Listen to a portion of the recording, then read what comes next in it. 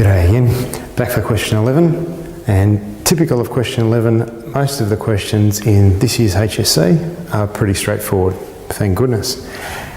First one, sketch the graph of x minus 3 squared plus y plus 2 squared equals 4. Hopefully you'll look at that and you would go, oh, it's a circle. You've got a squared plus a squared equals the radius squared. So this should be pretty much a gift mark as long as you've done a few practices. This tells you the centre of the circle, and this is your radius. So your radius equals 2. Hopefully you got that. And this is your centre. So your centre is 3 and minus 2. So you just put a dot at 3 and minus 2. So 1, 2, 3. Go down 2, put a dot. And then just draw a radius 2 around it. You can rub out the dot later because the dot's actually not in the circle. But you've got a radius 2, so I'd put a dot there, a dot at 5, a dot at 1, and a dot down here at 4, and roughly join those dots. So as best as you can, I'm doing it side on, so it probably won't look like a circle, but a bit wobbly, but you get the idea. It's a pretty straightforward circle and you can rub out the dot. So there it is, and you're done. G'day again, back for 11b. Differentiate x plus 2 divided by 3x minus 4, and I've already written up what you should be doing. So you should think of this as u and this is v. This is on your formula sheet, just flick to the back if you couldn't remember it. V to u minus u to v over v squared. You punch that into there, simplify it a little bit, and you're done. So let's have a go at it.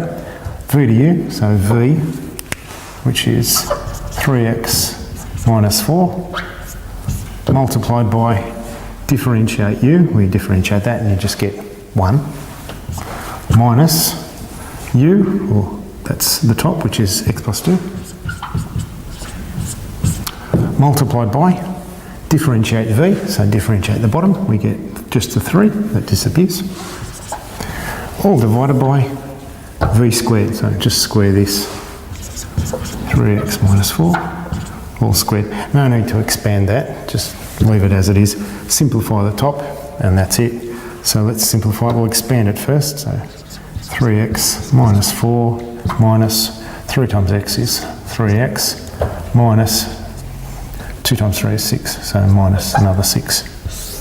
So now we've got 3x, better put the bottom in, hadn't we? 3x minus 4 squared. So 3x minus 3x, that disappears altogether, and we've just got minus 10 on the top, so it equals minus 10 all over 3x minus 4 all squared. And you're done. G'day again, 11c. Solve absolute value x minus 2 is less than or equal to 3. So again, it should be pretty straightforward. Just do this less than 3, flip the sign and make it negative 3. 2 solutions, let's go. So we're going to go x minus 2 less than or equal to 3. Let's solve that. Pretty easy piece of algebra.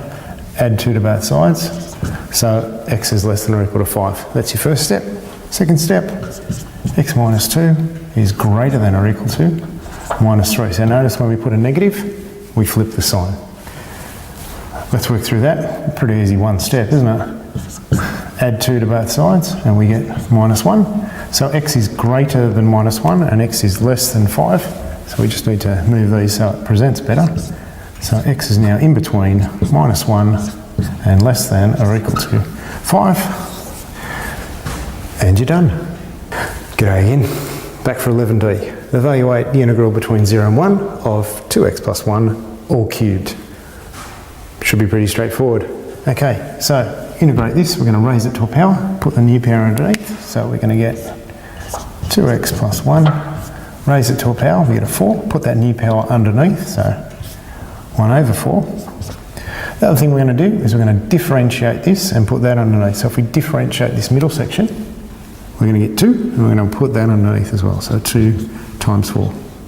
And that's it. We're going to do that in between 0 and 1. So we're going to get 1/8 multiplied by, let's put in 1 first. So we're going to get 2 plus 1 to the power of 4. And then we're going to subtract the same thing, so 1/8. And we're going to put in 0 now, which will just be 1 to the power of 4. Should be pretty straightforward. So 2 cubed, 2 cubed, 3 to the power of 4, so 3 times 3 is 9. 9 squared is 81, so you've now got 81 over 8. Minus, well, 1 to the 4 is 1 over 8. So 81 take away 1, 80 over 8. And pretty easy, equals 10. And you're done. G'day again. 11e. Find the points of intersection of y equals minus 5 minus 4x and y equals 3 minus 2x minus x squared. Two ways to do it. One is to draw it and go through some points. Second is to do it algebraically. Most common, you do it algebraically. We'll do it both just so you can see what to do. So first way, you could possibly draw it and sketch it. So let's look at the line, passes through minus 5. It's got a gradient of minus 4 over 1. So you might want to go, okay, that's minus 5, up 4 across 1. So up 4 across 1, put a dot, join the things. If you drew it fairly accurately, it looks something like that. And then you want to put in the parabola, so you can see y equals 3, so it's going to pass through 3. So let's draw it reasonably accurately. 1, 2, 3, 4, and you put in a 3 there, so you know it's going to pass through there.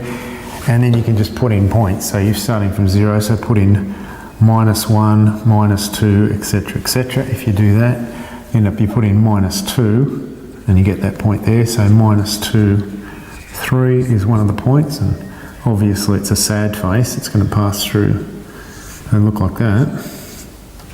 So this minus x squared tells you that it's going to shape like that. So somewhere way down here, it's going to pass through again. And if you keep putting in, 1, then 2, then 3, then 4, eventually when you get to 4, you put in 4 into there and you end up with minus 21, and you do get the 2 points. It will only work that easily if you've got exact points. So if the point wasn't at 2.5 or 2 1/4 and this wasn't too fiddly, you'll only get it there because it's so far down. So that'll work. I wouldn't recommend it, but it will work in this case because you've got whole numbers and you're likely to do it. You could fiddle around with it, but yeah, not probably my preferred way. Anyway, the way you normally tend to do this sort of thing is make them equal. It's to solve simultaneously. So we're going to go minus 5 minus 4x equals 3 minus 2x minus x squared. Squash it all together and make it a quadratic and then solve. So let's put everything over this side. So we're going to add x squared and we get x squared on this side. We're going to add 2x, so add 2x to this, we're going to get minus 2x, and we're going to take off 3, so minus 5, take off another 3 is minus 8, and that's all going to equal 0. Factorise that, and it's a pretty easy factorisation if you've done enough quadratic equations, so you should be able to look at that and go, okay, that's an x. You can either do 8 times 1, that's a 2, or 2 times 4, so it's pretty obviously 2 times 4. You've got a plus or minus because that's a minus. This is negative 2, so negative and a plus equals 0. And very easy factors. X equals minus 2 or x equals 4. And I've already shown you the 2 points. You then substitute those back into either there or there. So if you substitute them just into there, minus 2 in there. So you go minus 5 minus 4 times minus 2, or minus 5 plus 8 equals 3, which is that point there. So this would be minus 2, 3. And then you do the same with the 4. So you put the 4 back in there. Minus 5 minus 4 times 4 equals, so minus 5 take away 16 is minus 21, same as over there. And you get 4 minus 21 and you're done. I would recommend you do it this way because it's faster in an exam and you're more likely to have a miss here if you don't get the graph right. So I would suggest this way. And you're done. G'day again, back for 11F. Find the gradient of the tangent to the curve y equals tan x at the point where x equals pi on 8. Answer to 3 significant figures. Again, another straightforward sort of question. You're just differentiating that and substituting in that. Very straightforward. So y dash, look it up in your formula sheet, differentiate tan and you get sec squared x. Sec squared x. So we're going to substitute in pi on 8.